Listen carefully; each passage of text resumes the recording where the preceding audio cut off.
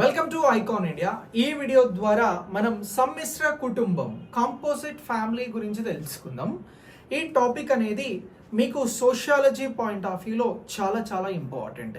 ఎవరైతే EO CDPO Andhra Pradesh Telangana నుంచి prepare అవుదాము అని అనుకుంటున్నారో, ఈ కాంపిటేటివ్ ఎగ్జామ్లో విజయం సాధించాలి అని అనుకుంటున్నారో వారి కోసం ఐకాన్ ఇండియా లాంగ్ టర్మ్ 2025 బ్యాచ్ని ప్రారంభించింది. ఇందులో మీకు పేపర్ 1 పేపర్ 2 లైవ్ క్లాసెస్ ద్వారా బోధించడం జరుగుతోంది. లైవ్ మిస్ అయితే మీరు రికార్డెడ్ క్లాసెస్ని చూసుకోవచ్చు, అలాగే క్లాసెస్కి సంబంధించి మెటీరియల్ పొందవచ్చు. దీంతో పాటు మీరు ప్రాక్టీస్ ఎగ్జామ్స్ని రాయవచ్చు.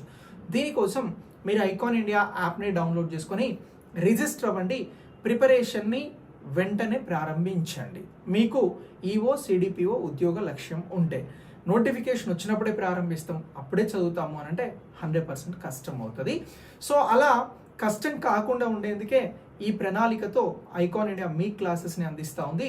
రోజు కొంచెం కొంచెం నేర్చుకోవడం ద్వారా మొత్తం సబ్జెక్ట్ నేర్చుకునేటువంటి ఆసక్తి పెరుగుతుంది. ప్రిపరేషన్ అనేది కూడా కంప్లీట్ అవుతుంది.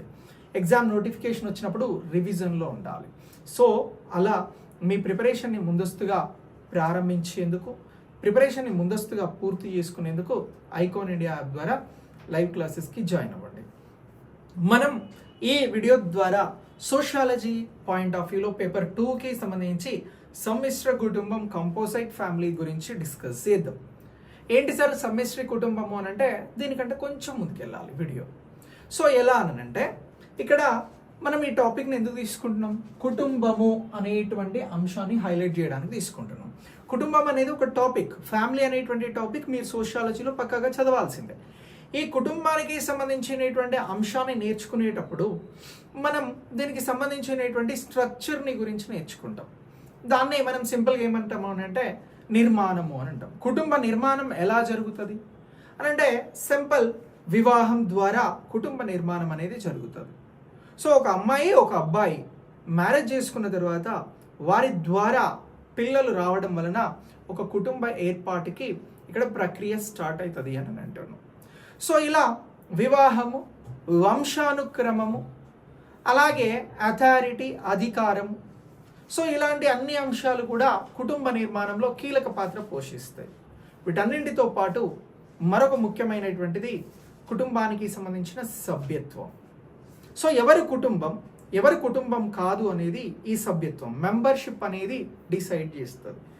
ఈ మెంబర్షిప్ అనేటువంటి దానిని, అలాగే సభ్యత్వం అనేటువంటి దానిని మనం ఇక్కడ 2 రకాలుగా గుర్తించాల్సి ఉంటుంది. ఒకటి ఏంటి అని అంటే చిన్న కుటుంబం అని అంటాం. సింపుల్గా దీన్నే న్యూక్లియర్ ఫ్యామిలీస్ అని అంటాం. సో ఈ చిన్న కుటుంబంలో ఎవరు ఉంటారు సార్ అని అంటే ఒక తల్లి, ఒక తండ్రి, వారికి అవివాహితులైనటువంటి కూతురు లేదా కొడుకు ఉంటారు, వివాహం కానటువంటి వారు. సో దీన్ని మనం చిన్న కుటుంబం అని అంటున్నాం, న్యూక్లియర్ ఫ్యామిలీ అని అంటున్నాం. ఇప్పుడు మనకి సమాజంలో ఎక్కువగా చిన్న కుటుంబాలే కనబడతా ఉన్నాయి.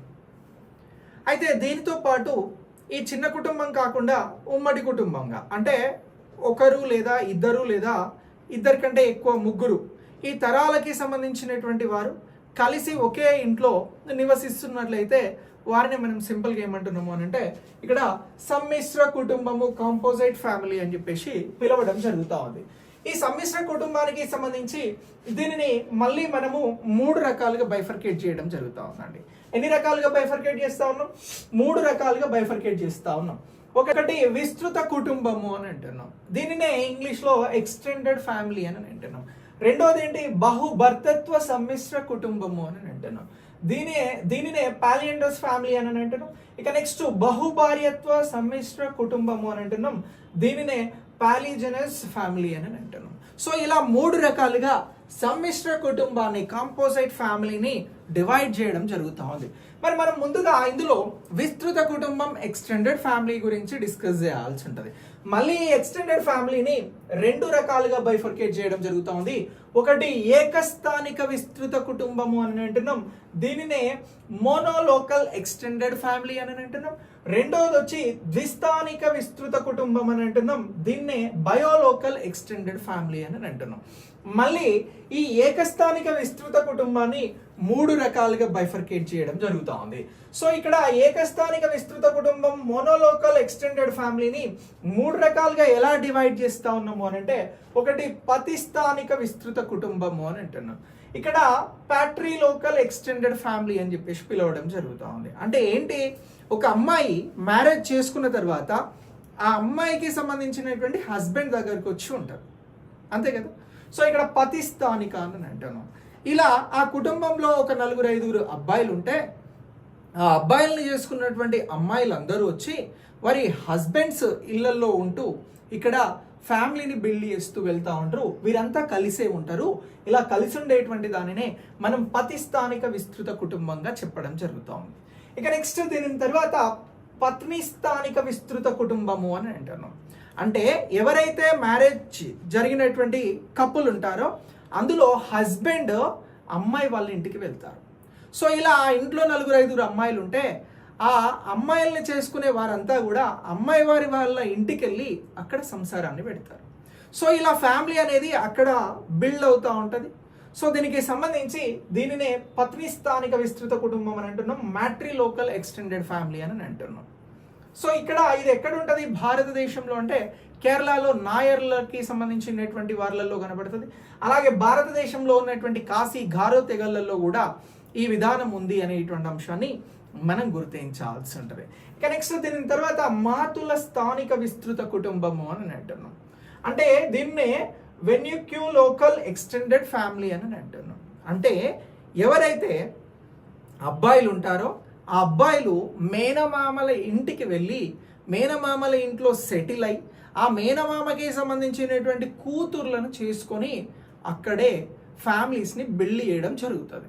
దానిని మాతుల స్థానిక విస్తృత కుటుంబము అని పిలవడం జరుగుతుంది. ఇలా మాతుల స్థానిక విస్తృత కుటుంబానికి సంబంధించి ఈ జిపి మర్దోక్ గారు ఏం చేసినారు అని అంటే కొంత రీసెర్చ్ చేయడం జరిగింది.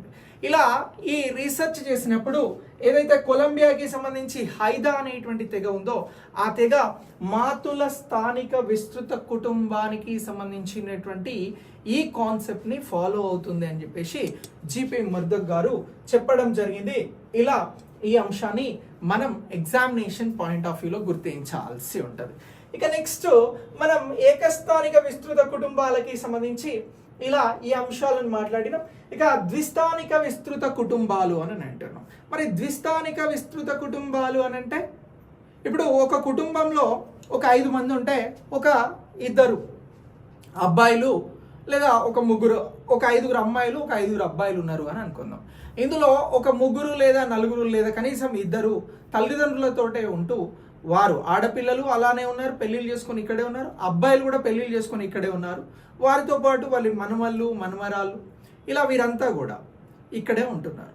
సో అంటే ఒక కుటుంబం ఏర్పడేటప్పుడు ఒక కపుల్కి ఉన్నటువంటి పిల్లలు కొద్దిమంది వారింట్లోనే ఉంటూ పెళ్ళిళ్ళు అయిన తర్వాత కూడా అక్కడే కొనసాగుతూ మనమళ్ళు మనమరాళ్ళు ఇక్కడే ఉంటే దానిని ఏమని అంటున్నాము అని అంటే ద్విస్థానిక విస్తృత కుటుంబము అని అంటున్నాం. ఓకే, సో ఇలా దీన్ని గుర్తుపెట్టుకోవాలి, ద్విస్థానిక విస్తృత కుటుంబంని. ఇక నెక్స్ట్ దీని తర్వాత బహు భర్తత్వ సమ్మిశ్ర కుటుంబము అని అంటున్నాం. ఇక్కడ పాలియండ్రస్ ఫ్యామిలీస్కి సంబంధించి బహుభర్తత్వం అని అంటే ఒక అమ్మాయి ఎక్కువ మంది అబ్బాయిలను పెళ్లి చేసుకొని ఎక్కువ మంది భర్తలను కలిగి ఉంటే బహుభర్తత్వ సమ్మిశ్ర కుటుంబము అని చెప్పేసి గుర్తుంచుకోవాలి. భారతదేశంలో దీనికి సంబంధించి తోడా తెగ, తీయన్ అనేటువంటి తెగలు ఈ విధానంలో ఇక్కడ బహుభర్తత్వ అనేటువంటి కాన్సెప్ట్తో ముందుకు వెళ్తా ఉన్నాయి. అంటే ఇక్కడ ఎక్కువ మంది భర్తల ద్వారా సంతానం పొందినటువంటి స్త్రీ ఆ పిల్లలందరినీ కూడా ఒకే విధంగా ఒకే ఇంట్లో పెంచుతూ ముందుకెళ్తూ ఉంటుంది. అంటే అది ఒక జాయింట్ ఫ్యామిలీగా ఉమ్మడి కుటుంబంగా ముందుకెళ్తూ ఉంటుంది. ఇక నెక్స్ట్ ఇక్కడ బహుభార్యత్వ సమ్మిశ్ర కుటుంబము అని అంటున్నాం. సో ఈ పాలియోజెనీస్ ఫ్యామిలీకి సంబంధించి ఎక్కువ మంది ఒక వ్యక్తి ఎక్కువ మంది భార్యలను కలిగి ఉండి ఆ భార్యలందరి పిల్లల్ని కూడా ఒకే ఇంట్లో పెంచుతూ వేర్వేరు కాపురాలు పెట్టకుండా ఒకే దగ్గర కాపురం పెట్టి ఉన్నట్లయితే దాన్నే బహుభార్యత్వ సమ్మిశ్ర కుటుంబము అని అంటున్నాం. సో ఇది ఏ తెగలలో కనబడుతుంది అని అంటే మురియా అనేటువంటి తెగ, బైగా అనేటువంటి తెగ, అలాగే ముండా అనేటువంటి తెగలలో ఇది కనబడుతుంది. సో ఇలా బహుభార్యత్వానికి సంబంధించిన కాన్సెప్ట్ ఉంది. సో ఇలా సమ్మిశ్ర కుటుంబానికి సంబంధించి కాంపోజైట్ ఫ్యామిలీకి సంబంధించి ఇలా 3 రకాలుగా విస్తృత కుటుంబం, బహుభర్తత్వ సమ్మిశ్ర కుటుంబం, అలాగే బహుభార్యత్వ సమ్మిశ్ర కుటుంబాలు ఉంటాయి అని గుర్తుంచుకోవాలి. విస్తృత కుటుంబాన్ని మళ్ళీ మనం 2 రకాలుగా డివైడ్ చేసినాం.